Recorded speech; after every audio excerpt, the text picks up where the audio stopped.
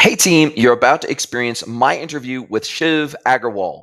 He is the founder of Foundation, and Foundation is a end-to-end B2B e-commerce platform, and it aims to provide seamless, easy to implement, and easy to manage and operate B2B functionality in an all-in-one, all-inclusive platform.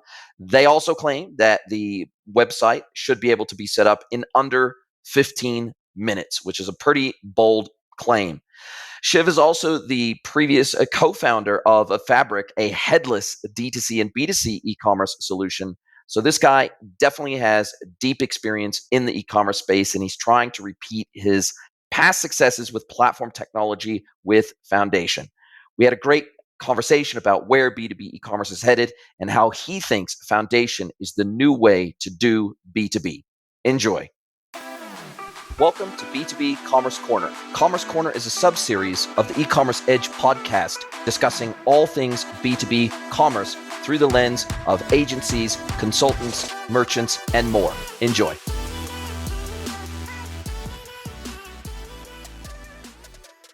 Hello, everybody, and welcome to another episode of the E-Commerce Edge podcast. It is my absolute pleasure to welcome Shiv Agarwal to the pod. Welcome, Shiv. Thank you. Thank you for having me, Jason. Mate, you are very well known in the e-commerce space. You've been around for a while. This is not your first rodeo. Famously co-founded Fabric, have famously now co-founded Foundation, and we'll get into what Foundation is and does and everything else. But how the heck did you originally get into this wonderful, crazy world we call e-commerce? You were senior product manager, global returns at eBay. You were principal product manager at Intel, which is obviously very clearly B2B focused. Director of product management at Staples. You do have this mixed bag background, not a pure e-commerce background. So why e-commerce and why did you fall in love with it? I think that's an interesting story. It comes all around. The life comes all around. I come from a very business background. My dad has a retail store. I used to sit in my dad's retail store growing up, but didn't want to do that. Didn't want to carry the family legacy, and programming was something very exciting for me. Started out with that as a programmer. Working for Intel, the team which I used to work was in post-sales experience. And it was all about logistics and things like that. That was probably my first start, and then it carried on. I was not part of building chips at Intel. And from Intel, it was eBay, which was really a correct experience of marketplace, talking to a lot of sellers, a lot of buyers. Staples was on the product management side, but I was running the mobile business or mobile sales channel, and then Fabric and Foundation. So it's been 15 plus years in the commerce space. Yeah, and if we just talk briefly about Fabric, I don't want to spend too much time on Fabric, but I think it's instructional into how we came to Foundation and how you got to be where you are. Fabric, headless commerce platform. It's not just e-commerce. It's got OMS. It's got light WMS capability. It's got light PIM capability. It's headless. It's mock. It doesn't have a native storefront.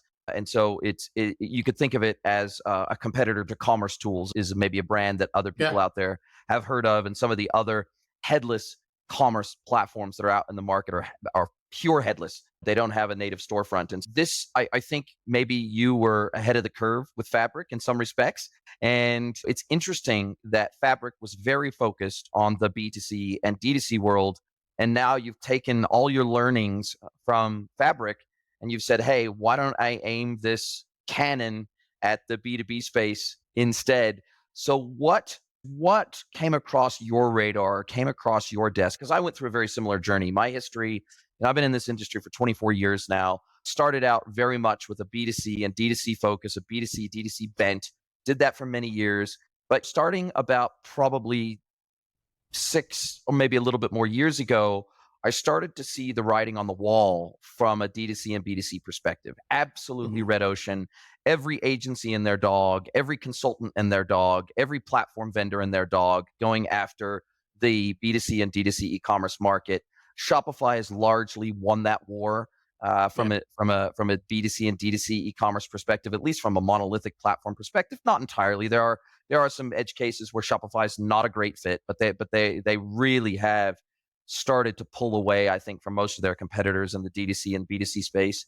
But what I started to see was I started to see patterns emerge that were eerily reminiscent of where B2C and D2C was 10 years ago, 10, 12, 15 years ago. And I started to see this exact same pattern emerge, but in the B2B world.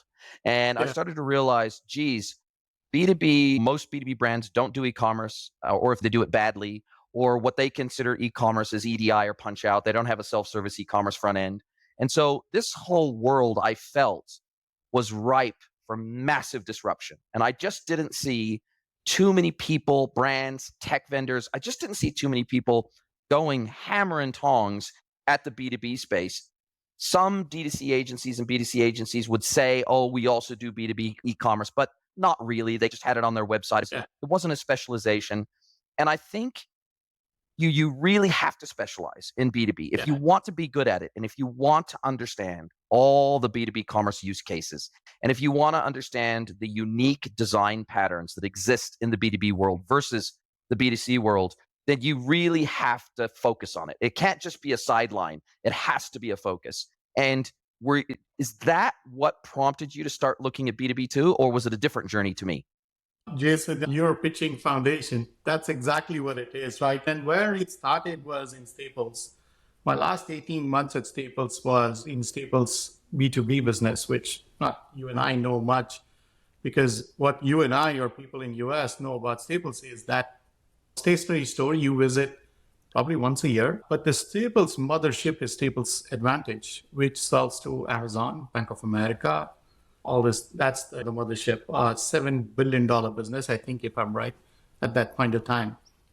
And when I was basically spearheading the digital transformation of the StaplesAdvantage.com, we've already done a lot of work on Staples.com from mobile perspective, from the web perspective.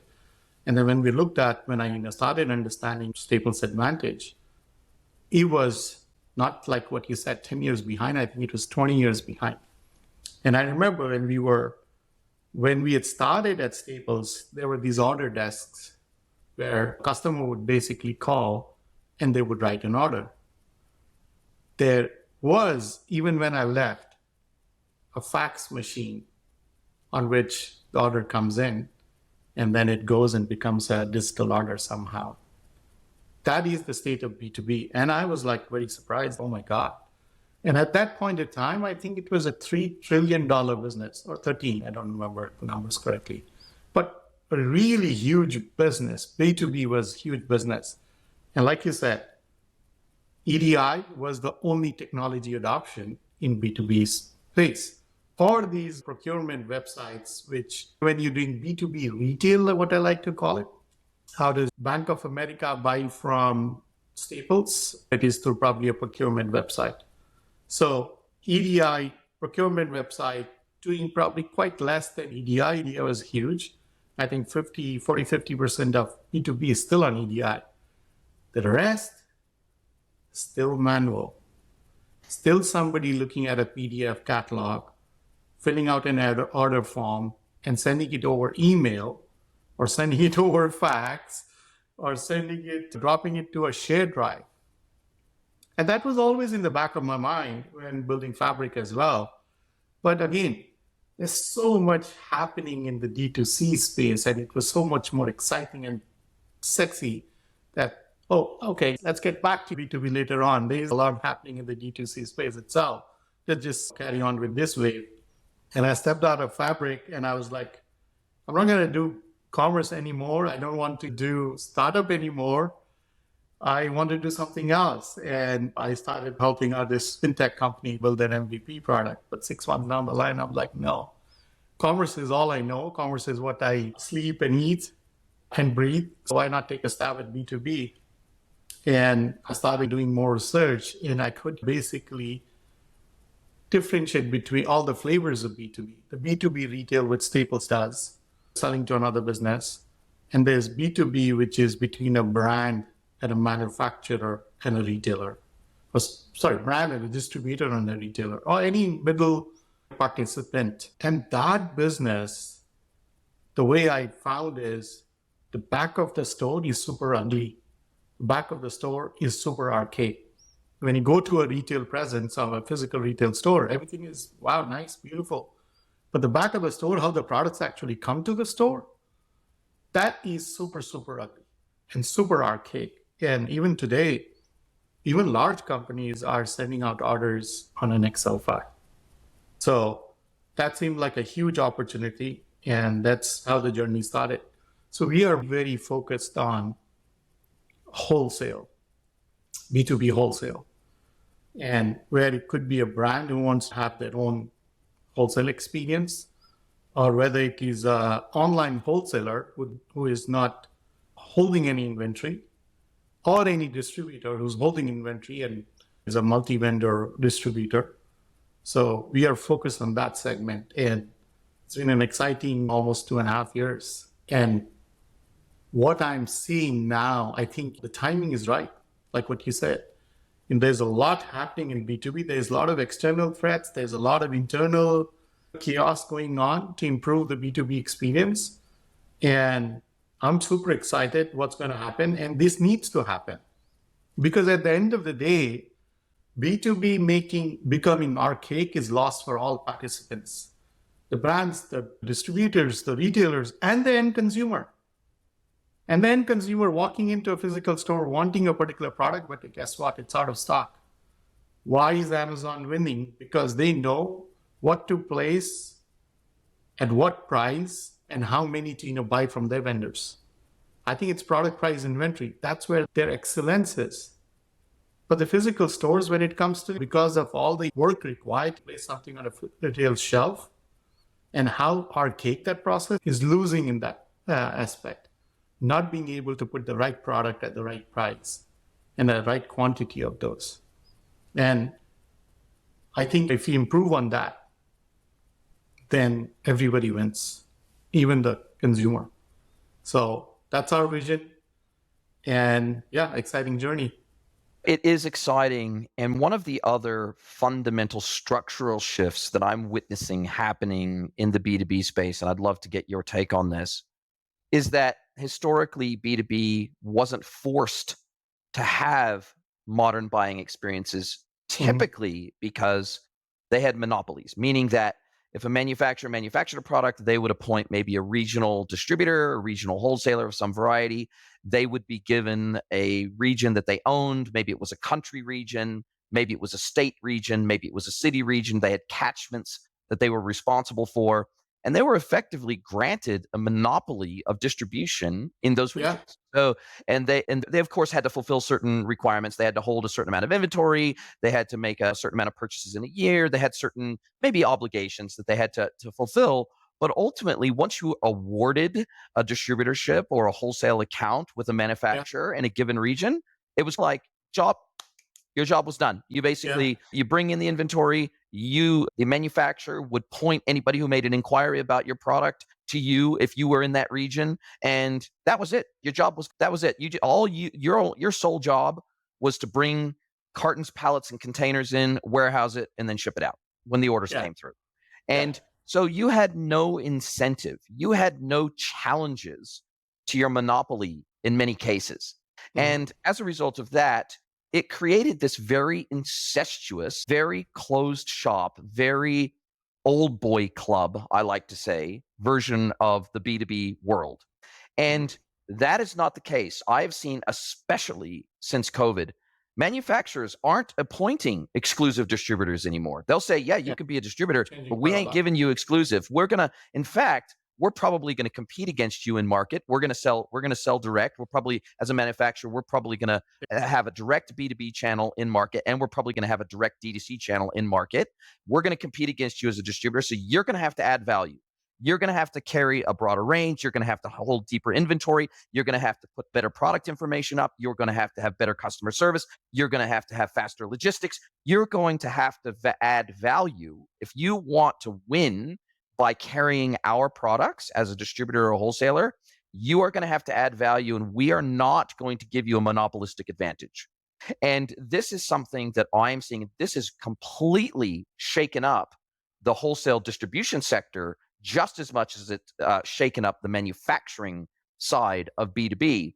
to the point where wholesalers and distributors now are also looking to bring efficiencies and a better customer experience into their business. And that's why they are having to establish B2B e-commerce channels, because now they need to be more efficient. They need to do more with less. They need to be able to expose their inventory to their customers. They need to be able to have self-service replenishment, reordering, etc. And they also need to be able to gather data at scale on what their users are buying, what they're browsing, what they're querying on the front end that they don't carry. So they're using this data for new product development. They're using this as a customer acquisition tool now, where before you never acquired customers digitally. Your login in the B2B world, login was always behind a gated login. So Google couldn't even see your catalog. Now B2B brands, particularly wholesale distribution, they're saying our website needs to earn its keep, and that means it's not just an ordering portal, it is also an acquisition channel. And these are some of the structural changes I've witnessed, particularly during and after COVID. Have you seen the same types of things? Absolutely, absolutely. I think that disruption is happening at all levels, from a manufacturer level, just like you said. And then manufacturer level, I think a little bit of it is contribution from D2C. A lot of these emerging brands coming in, and these brands who were happy with building a product, giving it to a distributor, and the distributor being happy distributing them, and just orders coming in, everybody happy. Now there is, these manufacturers from all over the world building their website on amazing Shopify, what Shopify provides, and competing against these manufacturers. Now these manufacturers looking back and, oh my God, these innovative, disruptive brands are taking a share from my pie, and I need to do something. I need to work with my distributors to improve their relationship with their retailers. So there is that disruption, just an example from a manufacturer side of things. And then distributors, again, marketplaces coming in, online marketplaces. If there is a pet distributor and suddenly there is a pet marketplace, B2B marketplace, that distributor who was solely relying on an archaic e-commerce site and sales team no more can compete against online marketplace built by somebody who's invested in technology. And they're using data to see what product to carry, what product to promote. It is not just an order-taking site. It's a full-fledged e-commerce site, more powerful than your D2C counterparts, leveraging technology and making that experience so much more better for the retailers. And on the retail side of things also, the demographics have changed. People who were okay, and the behavior has changed. People who were okay, the retail person, the sales rep coming in and spending half an hour with them, just talking about the feedback and the product, and they take an order and go. They've seen during the COVID period, that's not needed. Hey, I can actually go to the e-commerce site or just still place an order using email and fill up a Excel order form. But why do I need to have this physical relationship? Now, they need to provide some more value add. The sales reps need to provide value add. And sales reps also are thinking, hey, I don't need to be on the road all the time. I can do this over Zoom. I can do this over phone call. So a lot of changes on all sides of B2B commerce, where there has to be a lot more technology adoption. And it is not about removing the sales team completely out of the picture. I don't think so that's going away in B2B. Definitely not not soon enough. They need to be there, but the value what they provide needs to be different. They need to partner with the retailers, give them insights into what's happening in their market, in their region, and what product they should carry more and less. It's not just about, hey, where is my order? And should I order more of the chicken soup for you? Or it cannot be just an order-taking person, or just having this once-a-month conversation about a great restaurant in the city. It has to be really value-add. So a lot of disruption in all spaces of B2B commerce, or B2B commerce, I would say. Not e-commerce, B2B commerce.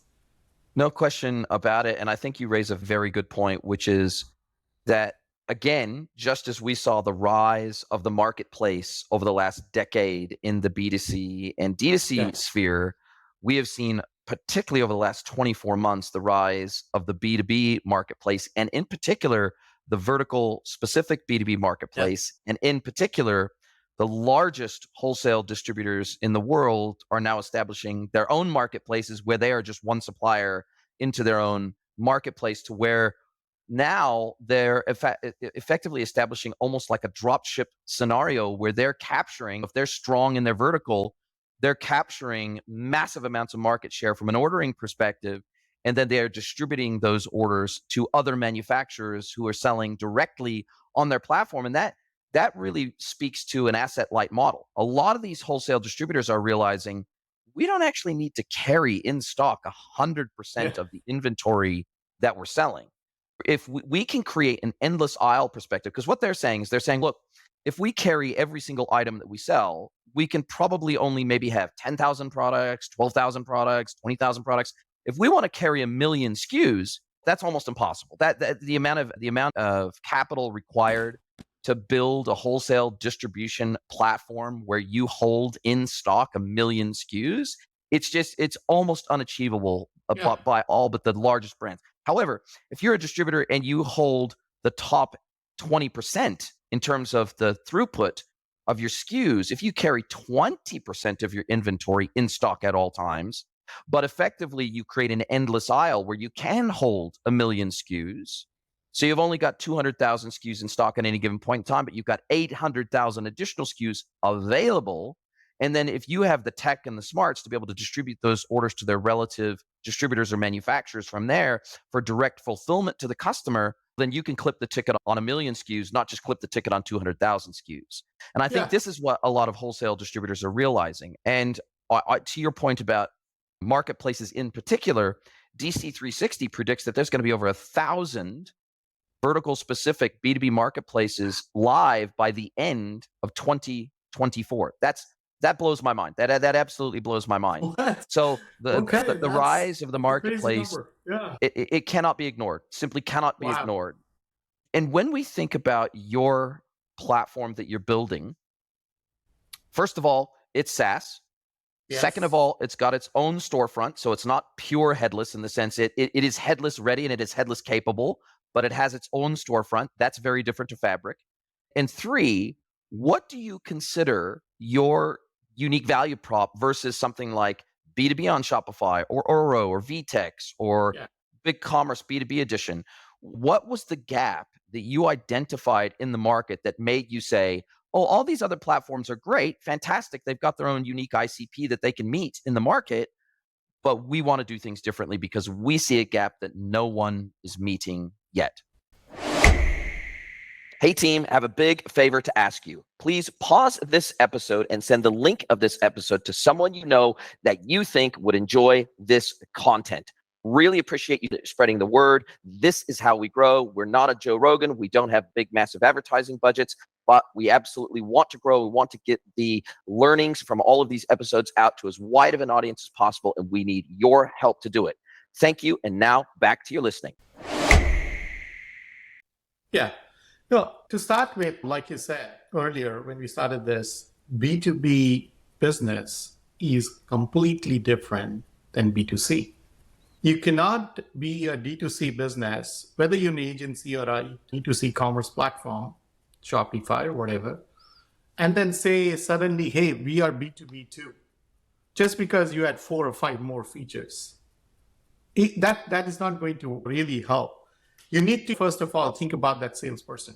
That person is primary in terms when it comes to B2B. You cannot take them out of the equation. So you have to build capabilities to empower the salesperson, the sales team. That's what we have done. Because no matter what, there will be trade shows, no matter what, they will go to the stores and they will need to place an order for a buyer. And they would need to assist them with creating a specialized code and things like that. There's a list of features through which B2B is different, or our platform is different than any other platform out there, whether it's VTEX or Shopify or Magento or whoever it is. The second thing is, coming back to headless, we have headless APIs. If you want to build your own headless storefront, if you want to build your storefront, go for it.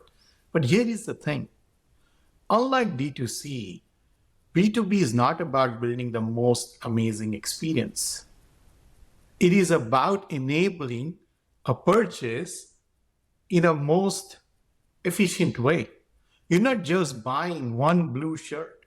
You're buying the blue, red, green, yellow in all the different sizes. And you want to see how it affects when I'm buying one case versus 20 cases, the volume-based pricing and things like that. You want to see if you are creating a big order, can you get a special pricing for one time? You can send that request a quote on those kind of things. So B2B experience from a buying perspective is completely different. B2B selling is completely different. So that is how we are different. We are, again, headless, but we provide a storefront. And for all our customers, none of them have asked for, hey, we're going to build our storefront. The other thing is, when you think about distributors of brands, what they do best is selling their products. Their focus should be on products, not on technology. So we enable them to go live in a very short period of time. It doesn't require them to bring a SI and then go through 3 months of implementation and things like that. Here is a storefront, which we believe we have optimized for B2B buying. Upload your product catalog, configure your pricing, start inviting your customers, you're ready to go. And that has worked for all of our customers, whether that's a distributor or whether it's a small brand. Yeah. I think what's interesting is that you've hit the nail on the head. I've coined this phrase that says in the B2C and D2C world, it's form over function. In the B2B world, it's function over form every single time. And what I found is that the parties that I would typically engage with, so when I was working in agency land and we were focusing on D2C and B2C, 9 times out of 10, we were engaging with the marketing team. We were engaging with the coloring in department. We were engaging with the brand owners. We were engaging with the people that were like, every pixel needs to be here. We need this a crazy creative design. We want clean. We want to be like Apple. We want to have all these different crazy functionalities on the front end as part of the UX and the UI experience. And as part of a build phase, as part of the develop, scope, and build phase in D2C, the design phase can be almost as long as the design integration phase and the build and the production phase. You can spend 2 months to 3 months in design iterations before a brand will sign off on the designs to even be able to get into the production phase. And in the B2B world, not that they don't care about brand, they do. And of course, it's got to have their colors and it's got to have their logo and it's got to have the general styles and all that sort of stuff. It can't look like complete rubbish, but they are much, much more concerned with things like CPQ capability, order orchestration capability, multi-location warehouse capability, MOQ management, restricted catalog capability, different payment methods at checkout and different checkout workflows, different order routing at checkout. Instead of worrying about the latest loyalty program fad or worrying about the latest search, merch, and personalization technology, they are worried about making sure that all of the experiential things that the sales account manager is able to do on behalf of their customers, that we provide a digital version of all that to our customers. And because our buyers in the B2B world are buying as part of their job, they are not there to browse, and they're not there to be inspired, and they're not there to be pampered, and they're not there to be cross-sold and upsold and all these other things to get that big basket size up for the first purchase, because in the D2C world, 80% of those customers will never be back again. Of course, in the D2C world, we're trying to cross-sell and upsell, and we're trying to work on retention, and we're trying to work on loyalty and membership programs and all these things. In the B2B world, because it's so hard to become a B2B customer of a supplier, and you've got to go through credit checks, and you've got to go through an application process, you've got to go all through these things, by definition, that relationship is going to be sticky. So what you're thinking about is, how do I remove friction from the buying experience so they can get in, add products to their cart in bulk usually? So are we going to provide, for example, the opportunity for them to upload a CSV to populate the cart, to make it easier for them? And so we're always thinking in the BD world about how to remove friction from the buying process, because we know they're going to be back. Like 99% of the time, they're going to be back to buy again anyway. So we're trying to make it easy, not hard. Absolutely. And that's what it is. And there are customers who have a Excel sheet or a CSV file, which they want to upload time and time again to place that order. I think what we want to, of course, encourage with the digital experience is not only about that making, of course, frictionless, but we've come across our customers and their customers, retailers, saying, oh, I did not know you sell this too, or that too. So we have a pet wholesaler, she carries about 60 plus brands, and the retailers we talk to, and she's, of course, over the last year and a half, she has been on our platform. She's seen the retailers ordering many more different brands of products than they used to for the last 15 years. She had a PDF catalog and Excel order forms for all the brands she had. She used to service, and they used to order, basically every retailer used to order the same product. And now they go, oh my God, I didn't know that you do MFO apparel for dogs and cats. This is so amazing, I'll buy them. So I think it's also about this product discovery. And also from an account manager perspective, providing them with the insights, which they say, hey, there is this store in Seattle who does a lot of vegan product. Why are they not carrying this vegan product line from me? How do I tell them about this? There is upsell and cross-sell, but in a much different way, much more knowledge way, much more data. There's a lot of data insight to do that. And it's not upselling on the cart. It's, again, the sales rep comes into picture and how they enable it. Going a little bit, touch back on like the earlier question, you talked about distributors and the endless aisle and how we're different. Yes, we are an e-commerce platform for a wholesale. We provide them a storefront, we provide them a control panel, we call it a seller portal. But we also provide them a vendor portal. Imagine what is the problem with a distributor right now to carry another vendor. They really have to think about where is the shelf space in my warehouse to carry this new brand line of product, which is complicated. Shelf, that is expensive. Logistics is expensive. But I really like this brand. Why not bring it online and try it out and see how it does? And then if it does good, out of that 200,000 products which I carry, it'll be one of them, and I take out the one which doesn't work. So it's an opportunity right now. Distributors and even retailers, for that matter, have this challenge of onboarding a new vendor. It takes, if it's a retailer in consideration, it takes like almost 6 months to onboard a new vendor. Same with distributors, they just can't look at it. They do their all discovery of a new product, a brand comes in, makes a presentation, all the stuff. But the rest of the time to onboard a new brand or new vendor is on the logistics aspect of it. And our vendor portal gives them an ability of onboarding the new vendor with just a click of a button. The brand gets to connect the vendor portal to their D2C commerce platform, whether it's Shopify, Magento, WooCommerce, BigCommerce, whatever it is. So they manage their product catalog in one space, but it gets real-time updated to the distributor, and distributor has this live on their wholesale marketplace. So really improving that experience as well to enable them to have an endless aisle and sell more. Yeah, obviously that assumes that the brands that are supplying them have a D2C website, because many of them do not. That makes some big assumptions, but I'm assuming that in the supplier portal, they could also upload a CSV if they wanted to instead. Absolutely. They can upload a CSV, they can manage their product catalog, what they want to sell, to whom, at what price, and all that stuff in real time. Vendor discounts, it can come directly managed by the vendor. You want to run a promotion of certain things, it's basically created by the supplier and distributor, and on the wholesale marketplace, it's automatically published. They don't need to worry about, oh, like I'm doing this promotion, why don't you publish it, promote it on your side of things? It's all automatic. So we are e-commerce platform, vendor portal, and a marketplace SaaS. And the beauty of that is they can also connect via API. So if they want to just have a feed coming out of their ERP or coming out of maybe their PIM system or whatever it might be, they can send you as a vendor, as a third-party vendor, they can send you that feed via API. And then from there, you can just negotiate in the vendor portal the trading terms of the clip of the ticket that you say you're going to take. Okay, I'm going to take 5%, I'm going to take 10%, whatever it is. You predefine that, and then you say, hey, look, get your products in here, and you set the price whatever you think it should be, but this is the clip of the ticket that we agree we're going to take for bringing eyeballs and potential buyers to your products. Yeah.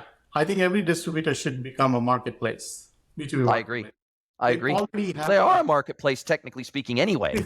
It's just that, as you said, typically the traditional business model for a distributor is we need every single product we carry in our ERP. Yeah. And we need every Yeah. single product that we carry in our PIM system. And we need every single product that we carry exposed to EDI and punch out or e-procurement. And now we need every single product that we carry exposed through our e-commerce channel. But what you're saying, and what I agree with you 100%, is why would you limit yourself to products that you can afford to buy and stock in your own warehouse? Why would you do that? Why Yeah. would you limit yourself? Why wouldn't you at least dip your toes in the water? Why wouldn't you take a punt on a new brand and then see how it goes if it's a low Yeah. lift for you to be able to do that? Yeah, of course, maybe margins are different if you carry them in stock versus doing the dropship model. But great opportunity to try out all these innovative brands which are coming in the market. It sure is. It sure is. And how, like, when you thought about building this platform, just looking at your pricing model, starter $199 a month, growth $449 a month, and we're talking this pricing it's insane in the sense that your traditional hardcore B2B platforms, 1,500, 2,000, 5,000, 10,000 a month is 10,000 a month is not abnormal in the B2B e-commerce world. It even 20 or 30,000 a month is not uncommon in the B2B e-commerce world for a fully featured B2B e-commerce platform. So did you always go into this with a view that, hey, we really want to democratize access to a dedicated B2B e-commerce platform, and we're going to build with that in mind, and we're going to build with that pricing model in mind? Yes, I think we definitely want to dominate the B2B e-commerce market. And our vision was, it's not about serving or looking at the market, we're just serving us kind of an ICP. I think we don't want to be just yet another commerce platform. We want to serve the whole commerce chain, the B2B commerce chain, from a manufacturer to a retailer and any participants in between. So we're not just saying, hey, here is an e-commerce platform for the brand, here's an e-commerce platform for distributor, here's something for retailer to do something with their distributors and their vendors, things like that. How do we connect this? How do we connect all the participants between a product which is manufactured and is sold in the retail shelf? With that view, it was very essential for us to bring in a lot of brands. So our 199 brand is more focused on these brands to quickly start selling online, wholesale.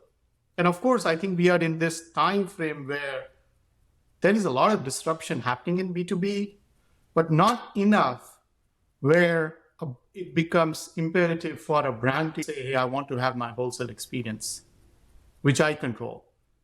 There is still this sluggishness to fish from the way things are working right now, which is PDF catalogs and Excel order forms. That needs to change, and that will change as we bring in more and more brands online from a B2B e-commerce perspective. So that plan, 199 plan, is for brands. And then there are wholesalers, there are independent sales reps, where we see a lot of growth plans. And then when it comes to distributors, all of them are in the custom plan based on multiple locations and GMV and how many sales reps they have and things like that.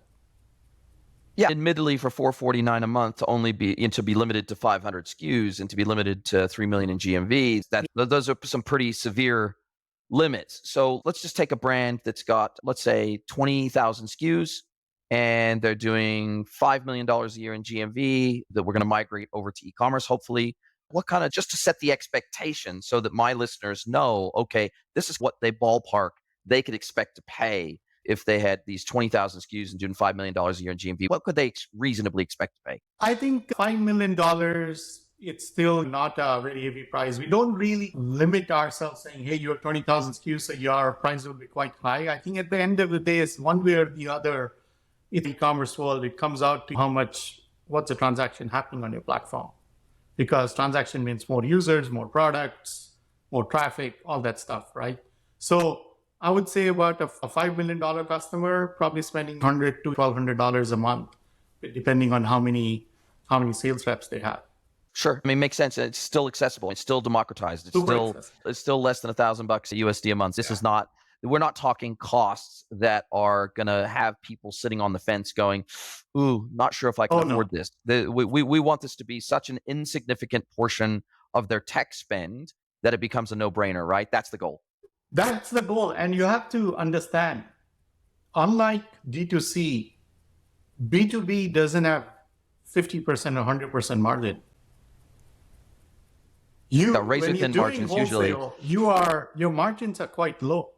The technology needs to be quite accessible. It needs to be accessible and not cutting to your margin so much that you can't afford it. We want to be in the ecosystem. We want to encourage the ecosystem to adopt technology. So that's why we want to be quite accessible from a pricing perspective. And when you look out over the next 12, 18 months, what's on your radar? You have got all the features and functions that you've already got today. You've got the storefront functionality, which is built into the platform. You've got MOQs, you've got MOVs, you've got net terms. You've got the automatic integration to other front-end C platforms, the Shopify's, the BigCommerces, to be able to pull in the catalog seamlessly into the platform automatically. You've got discount plans built in. You've got the concept of price lists and unique catalogs by customer built into the platform. You've got sales rep support within the platform. If we're to think about the next 12 to 18 months, what are some areas that you think you're weak in right now that you would like to improve and enhance and extend the platform moving forward? Yeah.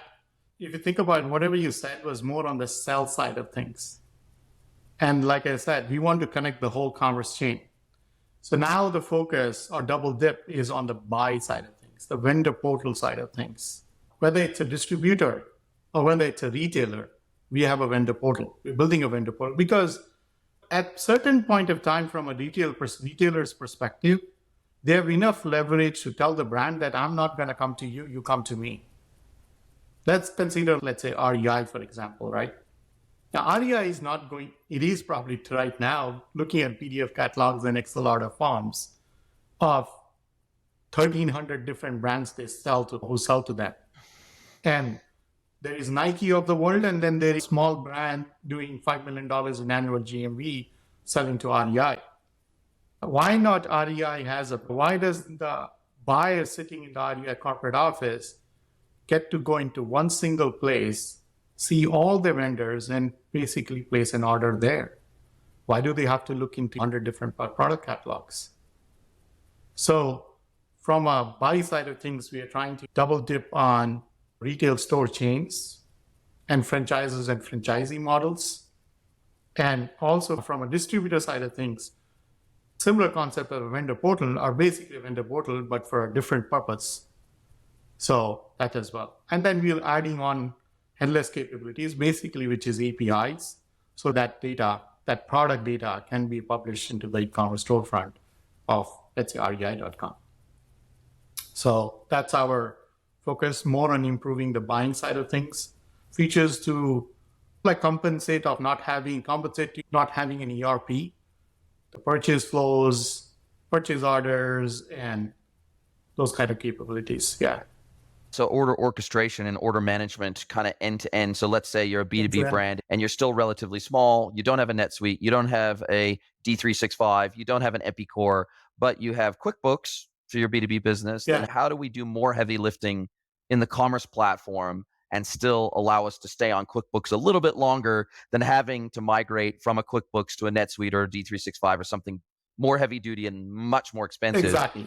How can we own more in the commerce platform is effectively what you're saying. Wow, exciting times. Shiv, this has been a fantastic conversation. I love the concept. I love the idea of what you're doing. I'm very happy to support anyone who's doing good things in the market and trying to bring new ideas, new concepts, new technologies, and democratizing it through their price point to where now you don't have to be an elite brand to be able to afford modern cutting edge technology anymore. We're making this more accessible to any brand of almost any size or scale. And that's what excites me. We're bringing this down. We're getting into the weeds. We're digging into the nitty gritty of this where, for example, maybe 5 years ago, somebody who was a really small B2B brand, maybe they had to use Shopify. Maybe they had to plug in a little app or something like that, $100 a month wholesale app or something like that. and they use their standard D2C storefront as also their wholesale storefront, and it wasn't really a tailored experience. Now brands don't have to do that. They don't have to compromise, and they have accessible technology to them that allows them to act like a much bigger player Yeah. until they get there, until they get to be a much bigger player. So I love that. I love that concept. I'm always a big supporter of democratizing technology access. Now, as we come down to the end of our time together, because man, and been talking for over 45 minutes now, the time has absolutely flown by. This is where I get to flip the script, turn the microphone over to you as my guest, let you ask me one question, any question you like, can be personal or professional. So, Shiv Agarwal from Foundation, what is your question for me today? I think that you that was pretty interesting when you shared like there will be 1,000+ marketplaces in the market by end of 2024. Tell me more about it. Is this coming from distributors not realizing that, hey, there's a threat, external threat, and we need to do something? Or is it going to be somebody else or some other entity thinking like, hey, let's dominate this market with a vertical marketplace in this particular sector? So where do you think it's going to happen more? And yeah, tell me more about it. What I'm seeing in the market is that manufacturers are rarely just manufacturers. So most of the brands that I work with that are manufacturers are also distributors, and they're also wholesalers. So maybe 20% of their catalog they manufacture and they make in-house, or maybe they have a project team and they go in and they scope out a project, and then they build something custom for that given project. But that might constitute maybe 20% of their SKUs or 20% of their revenues. But that's not all they do. They bring together. So for example, I don't know, let's say you manufacture pumps, for example. You don't necessarily manufacture all the plumbing and piping and all the other things that go along with an installation of a pump system in a given environment. Maybe it's medical, maybe it's food service, whatever it is. Yeah. You don't manufacture, maybe you only manufacture the pumps, but you want to be a one-stop shop for everything in your vertical. So you then become a distributor of the rest of the 80% of your catalog so that you can sell complete packages into your client's installation. So this is a very common scenario where manufacturers only manufacture a percentage of their catalog. So I think that this is going to allow manufacturers in particular to onboard an endless aisle catalog much faster. And if they're already the epicenter, if they're already the core of a given project, if they're the epicenter of a project and you have to have this piece and everything else is ancillary to it, then why wouldn't you? Because you're already driving traffic, you're already driving demand for the core product. Why wouldn't you become a full scale? So what I think is, I think most B2B players are moving away from supplying individual SKUs to supplying solutions. And this is also actually what we're seeing in the D2C space, even in the B2C space. We are seeing that most brands that are succeeding now, they're not selling 1, 2, 3 individual items. How they're differentiating themselves on something like Amazon is to sell a complete package, a bundle, a kit, a solution. So if you're, I don't know, let's say you're selling 4-wheel drive parts, and you're just a retail brand. You're not a manufacturer, you're not a distributor, you're not doing D2C, you're just B2C. If you're just listing individual SKUs from a manufacturer on Amazon, it's going to be a race to the bottom. It's very difficult to compete. However, if you say, hey, get everything from your 4x4, we've got this suspension kit, for example, everything you need. We've got the sway bar links, we've got the shocks, we've got the springs, we've got the lift kit, we've got all that. And here you can buy this bundle, and it's tailor-made for your specific make, model, and year of vehicle. Those are the brands that winning. And we're seeing B2B take a page out of that book and say, well, we're not just here to sell you a SKU. We're here to sell you a complete solution package. And that's how they're adding value. And that's where I think this concept of a marketplace is becoming a lot more common, because these brands, in order to bring full solutions to the table, it's very capital intensive if you want to hold all that stuff in stock. Yeah. That's very interesting. I was looking at it only from a distributor, multi-vendor distributor perspective, but what you just shared, that's super exciting. It totally makes sense. If you have a loyal customer base buying a particular component of a whole solution, why not sell them the whole solution? 100% correct. That makes total sense. Yes. Thank you. Thank you so much for sharing that. And thank you for having me on this podcast. Enjoy the discussion. Now, Shiv, I'll put your LinkedIn profile into the show notes, as well as the Get Foundation link in the show notes. Other than those two, how do you like people to get a hold of you and have a conversation about Foundation? We have contact us on our website. It's most easy way to connect with us. One of us, anyone can reach out to me on LinkedIn. I'm fairly accessible. If they want to have a direct conversation with me. Yeah. Thank you, Shiv. I've really enjoyed the conversation. Can't wait to do it again soon, my friend. Are you a B2B or D2C e-commerce merchant? Then head over to greenwoodconsulting.net to learn how we can help you scale your business.